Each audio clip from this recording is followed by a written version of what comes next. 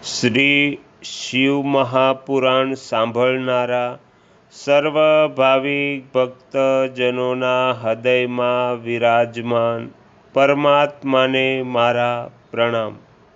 શ્રી શિવ મહાપુરાણના અત્યાર સુધીમાં આપણે 89 ભાગ સાંભળ્યા। આજે આપણે 90મો ભાગ સાંભળીશું। હરિ ઓમ। બ્રહ્માજી કહે છે, હે નારદ, પર્વત પત્ની મેનાની આ વાત સાંભળીને અત્યંત પ્રસન્ન થયેલા શિવાદેવીએ એ ગિરિપ્રિયાને આ રીતે ઉત્તર આપ્યો, હે મેના, તમે પહેલાં તત્પરતાપૂર્વક મારી બહુ સેવા કરી હતી। એ સમય તમારી ભક્તિથી પ્રસન્ન થઈને હું વરદાન આપવા તમારી પાસે આવી હતી।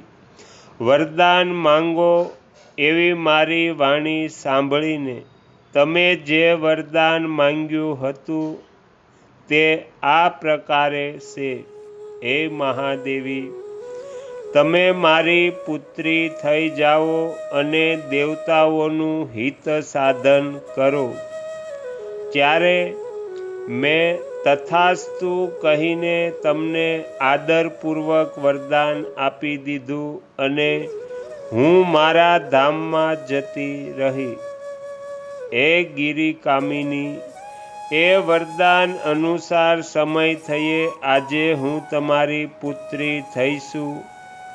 આજે મેં જે દિવ્ય રૂપનું દર્શન કરાવ્યું છે એનો ઉદ્દેશ્ય એટલો જ છે કે તેમને મારા સ્વરૂપનું સ્મરણ થઈ જાય, અન્યથા મનુષ્ય રૂપે પ્રગટ થવાથી મારી બાબત તમે અજાણ્યા જ બની રહત।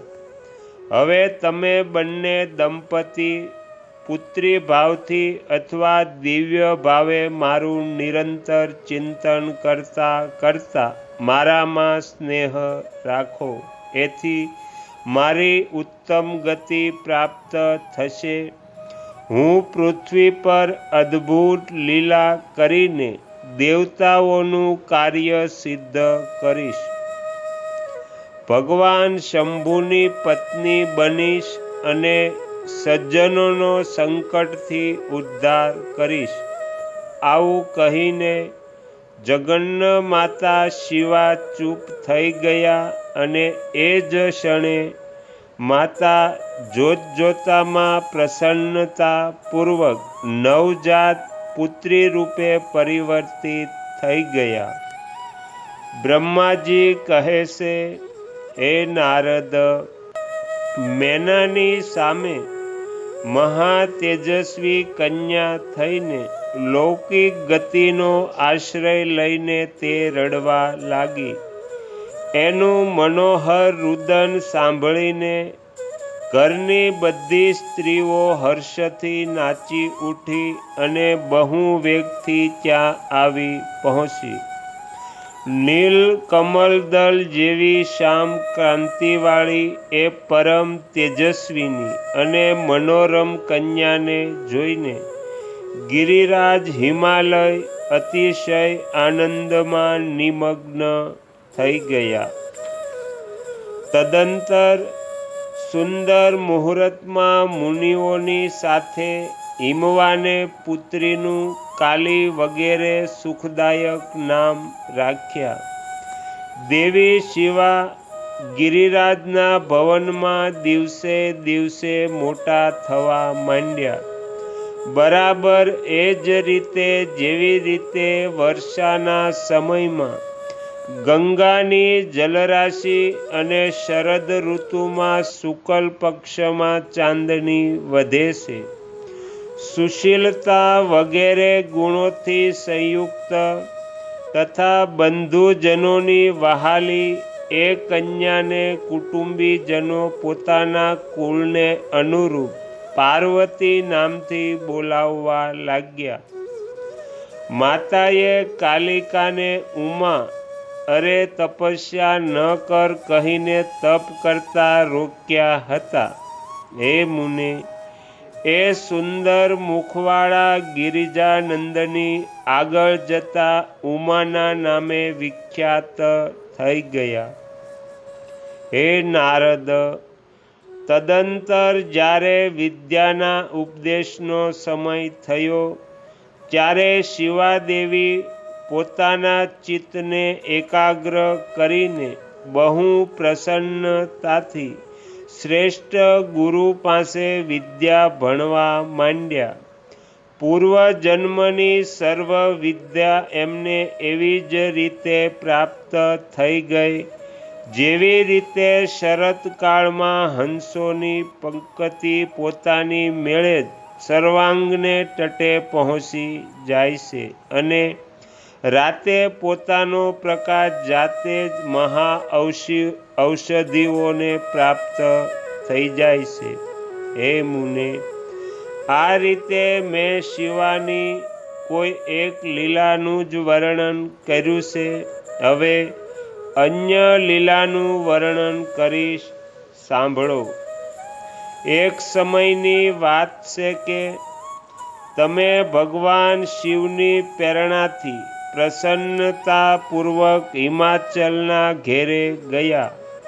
હે મુને, તમે શિવ તત્વના જ્ઞાતા અને એમની લીલાઓના શ્રેષ્ઠ જાણકાર છો.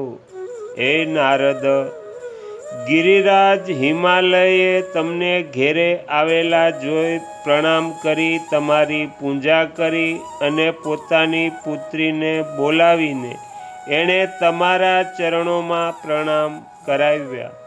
હે મુનીશ્વર, પછી જાતે તમને નમસ્કાર કરીને હિમાચલે પોતાના સૌભાગ્યની પ્રશંસા કરી અને મસ્તકને અત્યંત નમાવી હાથ જોડીને તમને કહ્યું. હે મુને નારદ, હે બ્રહ્મપુત્રોમાં શ્રેષ્ઠ જ્ઞાનવાન પ્રભુ, આપ સર્વજ્ઞ છો અને કૃપાપૂર્વક બીજાના ઉપકારમાં સતત રહો છો. મારી પુત્રીની જન્મ કુંડળીમાં જે ગુણ દોષ હોય એ બતાવો. મારી પુત્રી કોના સૌભાગ્યવતી પ્રિય પત્ની બનશે? બ્રહ્માજી કહે છે, હે મુનિ શ્રેષ્ઠ, તમે વાતચીતમાં કુશળ અને કૌતુકી તો છો જ.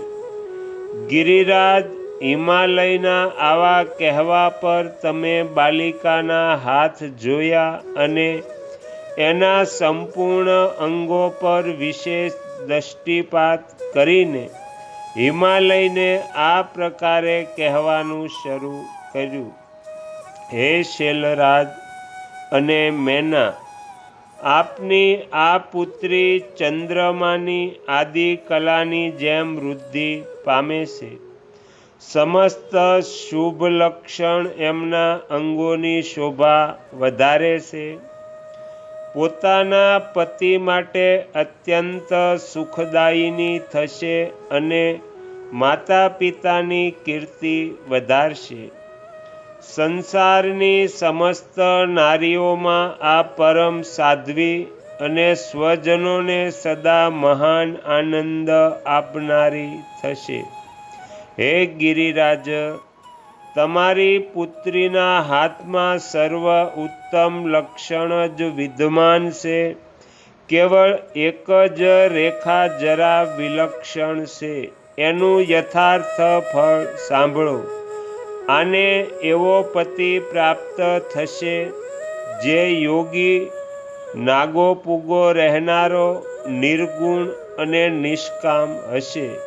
એને નહીં મા હોય, નહીં બાપ હોય. એને માન સન્માનની પણ કોઈ ચિંતા નહીં હોય. કોઈ પ્રશ્ન જ નહીં હોય અને એ સદા અમંગલ વેશ ધારણ કરનાર થશે. તો અહીંયા શ્રી શિવ મહાપુરાણનો 90મો ભાગ સમાપ્ત થાય છે. હવે પછીના વિડીયોમાં આપણે 91મો ભાગ સાંભળીશું. તમે તમારો કિંમતી સમય આપી એકાગ્ર ચિત્તે પ્રસન્નતાપૂર્વક શ્રી શિવ મહાપુરાણ સાંભળ્યું એ બદલ હું આપ સૌનો ખૂબ ખૂબ આભાર વ્યક્ત કરું છું અને આશા પણ રાખું છું કે તમને સાંભળવું ગમ્યું હશે. જો ગમ્યું હોય તો બીજા 5 લોકોને પણ સંભળાવજો. શ્રી સદગુરુ દેવની જય.